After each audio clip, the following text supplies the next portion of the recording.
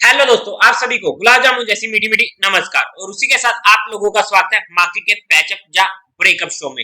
अगर हम सबसे पहले आज के दिन मार्केट की बात करते हैं तो आप सभी को आ चुका होगा मजा और मार्केट ने एक नया माइलस्टोन हासिल कर लिया है या करने वाला है। जस्ट 9 पॉइंट दूर रहने वाला है मार्केट अपने 20,000 के साइकोलॉजिकल लेवल से भी, और एक नई ऐसी जगह पर जहां पर हम जितने भी ट्रेडर या इन्वेस्टर होने वाले हैं उन सभी के लिए एक प्राउड मूवमेंट होगा जब निफ्टी 20,000 को टच करेगा।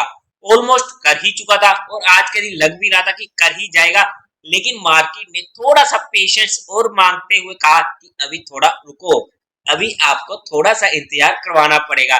लेकिन अगर हम आज के दिन मार्केट की बात करते हैं तो कल के दिन जो हमारी बात हुई थी ये था हमारे लिए इम्पोर्टेंट स्पोर्ट बना हुआ था, और वहीं से मार्केट ने उससे 20-25 पॉइंट ऊपर से बाउंस दिया।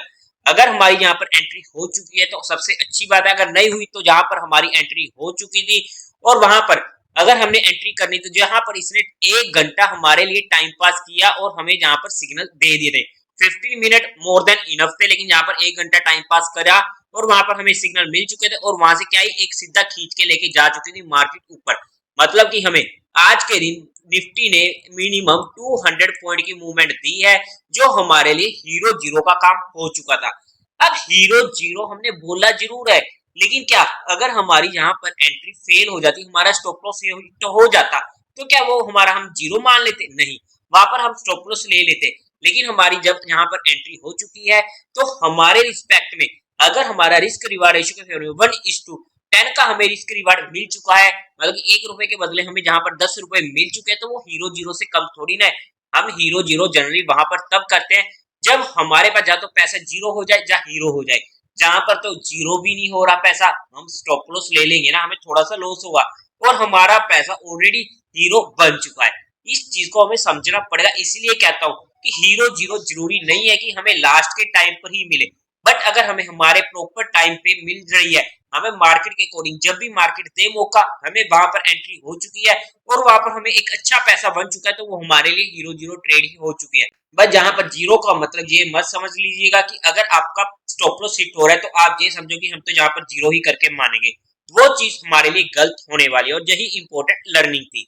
उसी के साथ साथ अगर हम आज के दिन का एफआईए और डीआई डाटा चेकआउट करते हैं तो एफआईए ने फिर से 3370 करोड़ की बाइंग करी है, एक जबरदस्त अमाउंट हमें जहां पर देखने को मिली है, और डीआईए ने 190 करोड़ की सेलिंग करी है।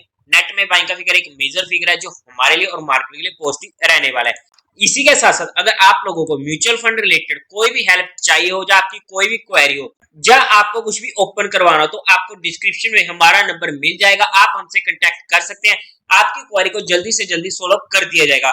उसी के साथ साथ आप लोग हमारा टेलीग्राम चैनल भी ज्वाइन कर सकते हो। टेलीग्राम चैनल का लिंक भी आपको डिस्क्रिप्शन में मिल जाएगा, या फिर आप डायरेक्ट माकी लव अफेयर सर्च करके वहां से भी ज्वाइन कर सकते हो।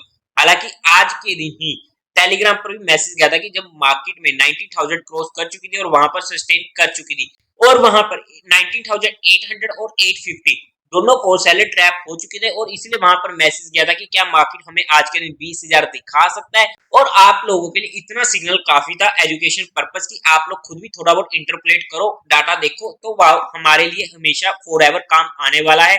किसी के ऊपर हमें डिपेंडेंट रहने की जरूरत नहीं पड़ेगी। अब अगर हम कुछ स्टॉक्स को स्टडी करने की कोशिश करते हैं तो सबसे पहला स्टॉक हमारे पास होने वाला है वरुण बेवरेज।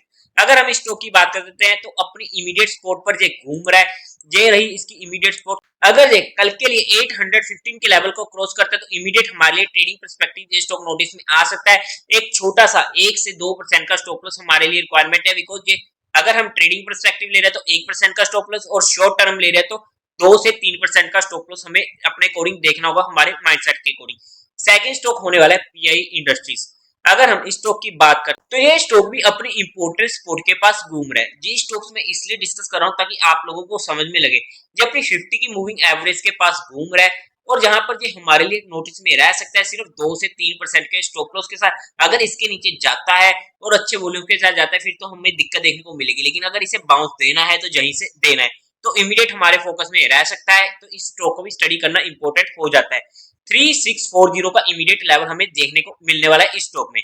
नेक्स्ट स्टॉक होने वाला है एबीबी इंडिया। इस स्टॉक में हमें काफी ज्यादा आज के दिन दिक्कत देखने को मिली है, एक अच्छे वॉल्यूम के साथ ये स्टॉक टूटा भी है। हालांकि इसको हम यहाँ पर डिस्कस कर रहे हैं स्पेशली ओपनली भी और मेंबर्स के साथ भी। वहां से हमें अच्छी खासी मूवमेंट मिली है। हमेशा 20 की मूविंग एवरेज की ये रिस्पेक्ट कर रहा था और ये इस चार्ट की स्ट्रेंथ को बताता था। इसने पहली बार अपनी 20 की मूविंग एवरेज को ब्रीच किया है, लेकिन अपनी 50 की मूविंग एवरेज के पास जाकर खड़ा हो चुका है। इमीडिएट सपोर्ट इसमें हमें मिलने वाली है 4200 की, जहां पर ये खड़ा है 2 से 3% के स्टॉप लॉस के साथ। हमें जहां पर शॉर्ट टर्म पर्सपेक्टिव स्टडी कर सकते हैं।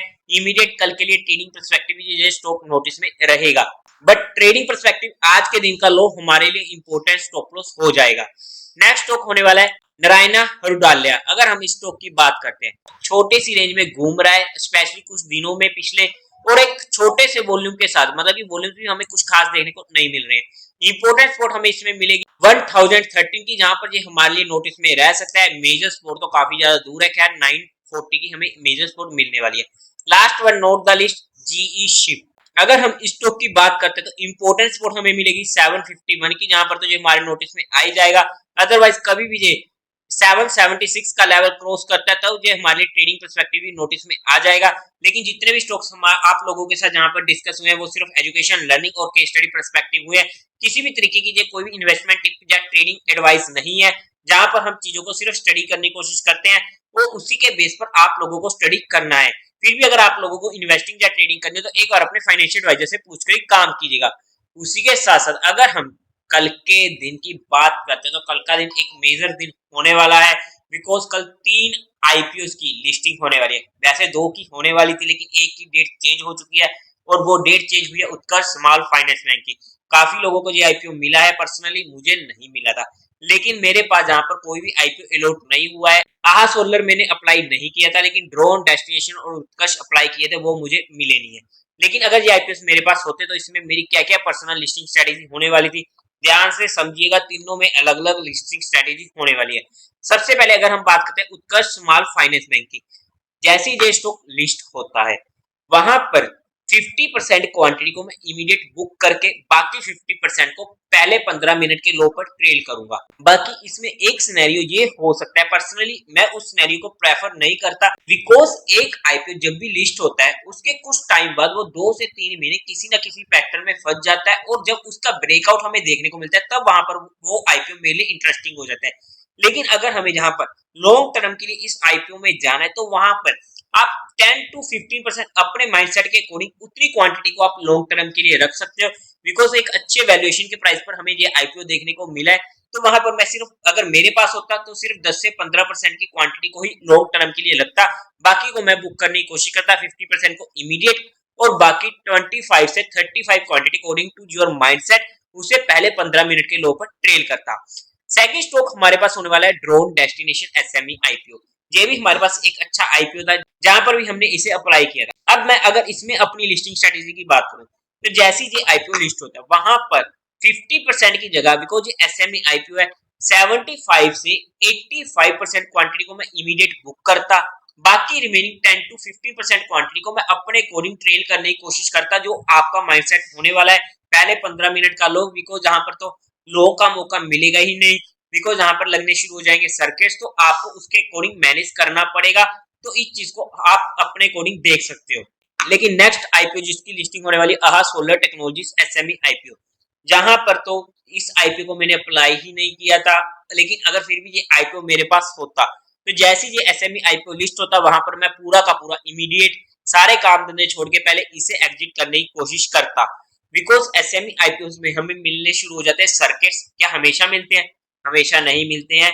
50 में से 1-2 स्टॉक्स ऐसे हो जाते हैं जहां पर हमें सर्किट्स देखने को नहीं मिलते हैं। लेकिन अगर अपर सर्किट लगता है तो अच्छी बात है, तब तो हमें दिक्कत नहीं होती, लेकिन अगर लोअर सर्किट लगता है तब हमें दिक्कत हो सकती है। तो उस चीज को, अपने रिस्क फैक्टर को देखते हुए अपने फाइनेंशियल एडवाइजर से कंसल्ट करके कोई डिसीजन बनाएगा। ये मेरी पर्सनल लिस्टिंग स्ट्रेटेजी होने वाली थी, जो मैंने आप लोगों के साथ एजुकेशन पर्पस स्टडी करी है। आप लोगों को कौन कौन सा आईपीओ इसमें अलॉट हुआ है वो मुझे कमेंट करके जरूर बता दीजिएगा। उसी के साथ साथ अब अगर हम कल के लिए निफ्टी की बात करते हैं, बिकॉज आज के दिन का दिन रहा है काफी ज्यादा अच्छा, और कल होने वाला है फ्राइडे। फ्राइडे जनरली बन जाता है बेजा फ्राइडे, लेकिन आज के दिन ना एक और इम्पोर्टेंट पॉइंट, हमने कहा था कि आज के दिन की एक्सपायर्ड हो सकती है, लेकिन मैंने सभी कहा था कि मार्केट एट लास्ट में अपनी ही चलाता है और हमें मार्केट की सुननी पड़ेगी। लेकिन हमने यहाँ पर मार्केट की डायरेक्शन को पकड़ लिया था, जो हमारे लिए इनफ होने वाला था। और जैसे ही 19,000 के लेवल को क्रॉस के सस्टेन हो चुकी थी, तो वहां पर तो हमें सिग्नल मिल ही चुके थे कि अब मार्केट ऊपर जाने को तैयार है। क्या पक्का जाती, वो भी कंफर्म नहीं था, लेकिन वहां पर हमें सिग्नल मार्केट की तरफ से देखने को मिल चुके थे। इसलिए लाइव में मार्केट के डाटा को एनालिसिस करना काफी ज्यादा इंपॉर्टेंट हो जाता है।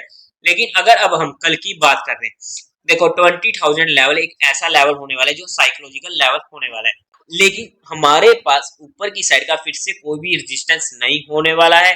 फिर भी अगर हम इमीडिएट सपोर्ट की बात करते हैं, तो अगर हम ऑप्शन चेन डाटा को देखने की कोशिश करते हैं, तो ऊपर की साइड तो हमें कुछ खास देखने को नहीं मिल रहा। हालांकि 20,000 पर एक 1 लाख से ऊपर के कॉन्ट्रैक्ट हमें देखने को मिल रहे हैं, लेकिन वही ऑपोजिट में पुट सेलर्स भी अच्छे खासे, तो जहां पर हमें कोई भी ऐसा मेजर इशू देखने को नहीं मिल रहा है। लेकिन मेन हमें जो चीज देखने को मिल रही है, 90,800 पर अच्छे खासे पुट कॉन्ट्रैक्ट बैठे हुए हैं। मतलब कि 90,800 हमारे लिए इंपॉर्टेंट सपोर्ट का काम करने वाली है, और यही हमारे पास इंपॉर्टेंट लेवल होने वाला है। कल के दिन बेस्ट स्ट्रेटेजी हमारे पास होने वाली है फिर से, कि कल के दिन पहले 1 घंटे का लो और हाई जिस भी साइड को कटता है, अगर स्पेशली नीचे की साइड को करता है, मान लो कि ये पहले 1 घंटे में मार्केट इसके बीच में घूमती रहेगी, अगर निचली साइड कटता है तो हमारे पास वहां पर एक स्पेकुलेशन का मौका मिलेगा, जहां पर हमारे पास 90,800 तक के लेवल्स देखने को मिल सकते हैं। और अगर मार्केट खुलते और पहले 1 घंटे में हमें बाय चांस 90,800 के पास आ जाती है, तो हमारे पास वहां पर कॉल में बैठने का मौका होगा, जहां से हमें बाउंस बैक की अपॉर्चुनिटी मिल सकती है। और वहां पर फिर मैं शॉर्टिंग नहीं करूंगा जब तक मार्केट इसके नीचे एटलीस्ट 1 घंटा सस्टेन नहीं करेगी।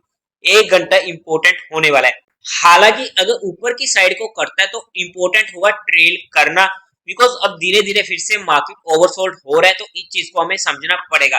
कल का दिन अगर बेजा फ्राई भी रह जाता तो भी कोई दिक्कत की बात नहीं होने वाली है, तब भी मैं वहां पर सरप्राइज नहीं होने वाला हूँ, बिकॉज मार्केट ने आज के दिन भी एक अच्छा दिन दे दिया है। लेकिन आई होप कि आप लोगों को आज के दिन काफी ज्यादा मजा आ चुका होगा, स्पेशली एक मेमोरेबल मूवमेंट आज के दिन की होने वाली है। उसी के साथ साथ देवी और सज्जनों, उम्मीद है ये वीडियो आप लोगों को अच्छी लगी होगी, तो इस वीडियो को लाइक कीजिएगा, शेयर कीजिएगा और साथ ही साथ चैनल को सब्सक्राइब करें। हर हर महादेव।